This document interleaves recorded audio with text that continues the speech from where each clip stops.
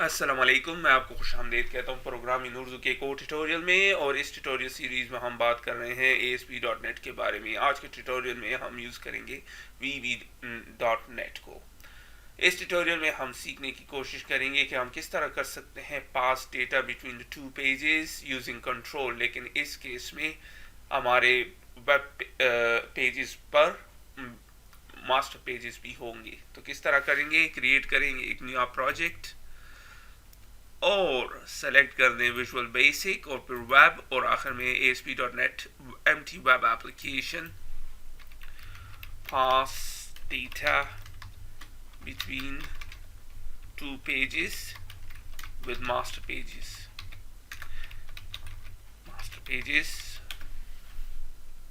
सबसे पहले हम जो करेंगे नया एटम ऐड करेंगे वो होगा मास्टर पेज, और मैं इसको डिफॉल्ट ही रहने देता हूँ और क्लिक करते हैं ऐड।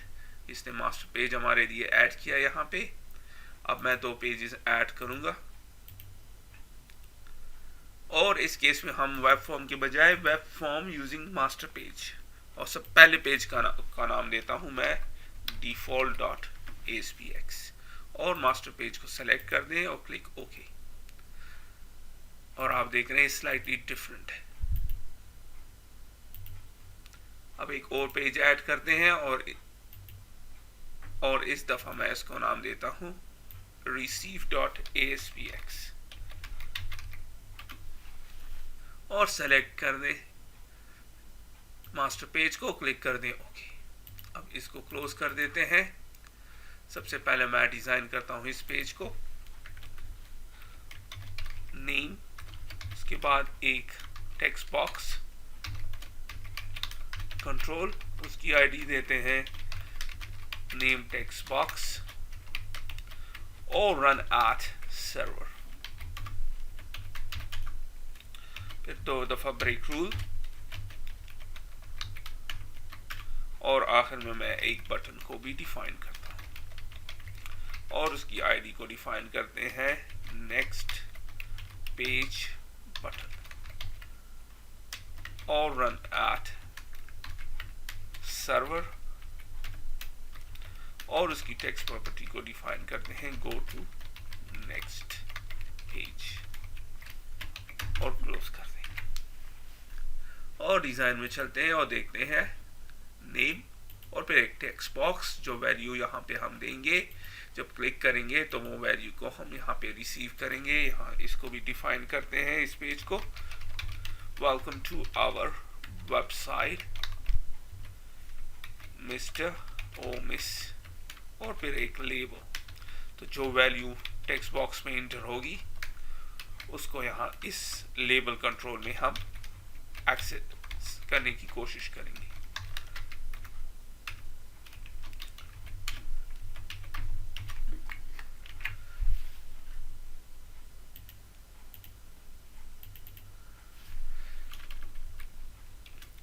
एक पेज से दूसरे पेज के लिए हम ASP.NET में response.redirect receive.aspx या server.transfer को यूज करते हैं। ये अगर हम कंट्रोल के थ्रू वैल्यू को ट्रांसफर करते हैं तो respond.redirect कभी भी काम नहीं करेगा। तो इसको कमेंट आउट कर देते हैं और इसको रहने देते हैं। अब रिसीव में चलते हैं और कोड को ऐड करते हैं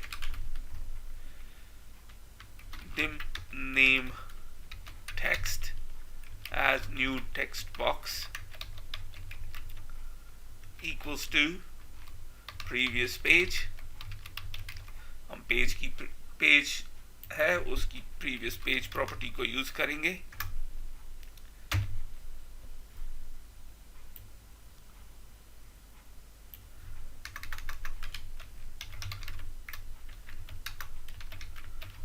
पेज डॉट प्रीवियस पेज, लेकिन हम इसको सिर्फ प्रीवियस पेज भी लिख सकते हैं कि प्रीवियस पेज पे को डॉट फाइंड कंट्रोल करो, ये प्रीवियस पहला पेज ये होगा तो प्रीवियस पेज, और इसके उस पर कंट्रोल फाइंड करो, कौन सा कंट्रोल, नेम टेक्स्ट बॉक्स जिसपे हमने वैल्यू दी थी।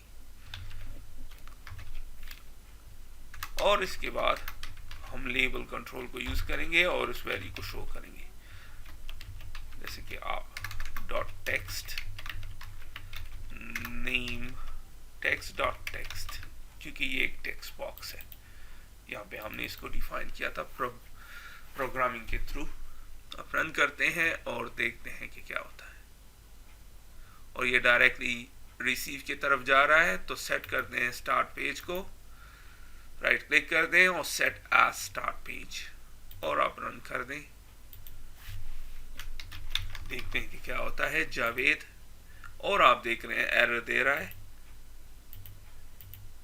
वो कह रहा है object reference set to not set to instance of an object. इसकी एक वजह है, जब हम मास्टर पेज यूज करेंगे तो ये कोड कभी काम नहीं करेगा, क्योंकि मास्टर पेज पे यहाँ पे हम जाएंगे तो ये डायरेक्टली यहाँ पे अवेलेबल नहीं है, यहाँ पे कंटेंट्स दो अवेलेबल है, जिसकी वजह इसको पता नहीं चलता और ये फाइंड नहीं कर सकता इस कंट्रोल को। तो थोड़ा सा इस कोड को चेंज करते हैं। अगर आपने पिछला ट्यूटोरियल देखा होगा, अगर तो मास्टर पेज यूज नहीं करेंगे तो ये कोड बिल्कुल करेक्ट है और फिर काम करेगा, लेकिन अगर मास्टर पेज यूज करेंगे तो आपको थोड़ा सा इसको डिफरेंट देना होगा। dim ct content as new control or ct content equals to previous page dot control, उसका इंटीजर 1 फाइंड कंट्रोल, कौन सा कंट्रोल, ये वाला, क्योंकि ये कंटेंट है जिसमें ये मौजूद है, तो इसके लिए हमें पहले इसको फाइंड करना पड़ेगा। जब हम इसको फाइंड कर लेंगे तो बस फिर बड़ा आसान। इस कंटेंट में अब फाइंड करो, इसमें किसको फाइंड करो, नेम टेक्स्ट बॉक्स को। आप देख रहे हैं प्लेस कंटेंट प्लेस होल्डर 1 में नेम टेक्स्ट बॉक्स को फाइंड करो। अब बड़ी आसानी के साथ फाइंड कर सकेगा। रन करते हैं और देखते हैं काम करता है या नहीं। जावेद इकबाल, और आप देख रहे हैं कि काम कर रहा है। फरूक, और आप देख रहे हैं काम कर रहा है। फहद, और आप देख रहे हैं कि काम कर रहा है। तो थोड़ा सा रिकैप करते हैं। हमने मास्टर पेज ऐड किया अपने एप्लीकेशन में, उसके बाद दो पेजेस को ऐड किया, डिफॉल्ट और रिसीव पेज को। डिफॉल्ट स्टार्टअप पेज है और रिसीव जो कि दूसरा पेज है।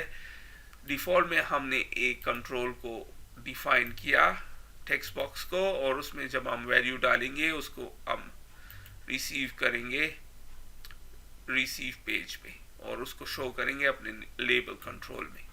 सिंपल हमने ट्रांसफर किया, एक बटन कंट्रोल ऐड किया और सर्वर डॉट ट्रांसफर, और फिर जब हम रिसीव पेज पे आए तो हमने लोड इवेंट में, पेज के लोड इवेंट में सबसे पहले कंटेंट को फाइंड किया। कौन से कंटेंट को, दो कंटेंट है यहाँ पे, प्लेस होल्डर 1 और हेड, लेकिन हम चाहते हैं कि प्लेस होल्डर 1 में हमें नेम टेक्स्ट बॉक्स को फाइंड करें। तो सबसे पहले हमने प्लेस होल्डर 1 को फाइंड किया, और फिर उसमें हमने कंट्रोल नेम टेक्स्ट बॉक्स को फाइंड किया और वैल्यू को स्टोर की एक टेक्स्ट बॉक्स में, और फिर आखिर में इन दोनों को मैप किया, और आप देख रहे हैं काम कर रहे हैं। तो उम्मीद है कि अब आपको आइडिया हो गया होगा कि किस तरह ट्रांसफर कर सकते हैं हम डेटा दो पेजेस के दरमियान यूजिंग कंट्रोल्स ASP.NET में। तो इसके साथ ही मैं इस वीडियो को ख़त्म करता हूँ। फिर मिलते हैं किसी और ट्यूटोरियल में, तब तक के लिए खुदा हाफिज़।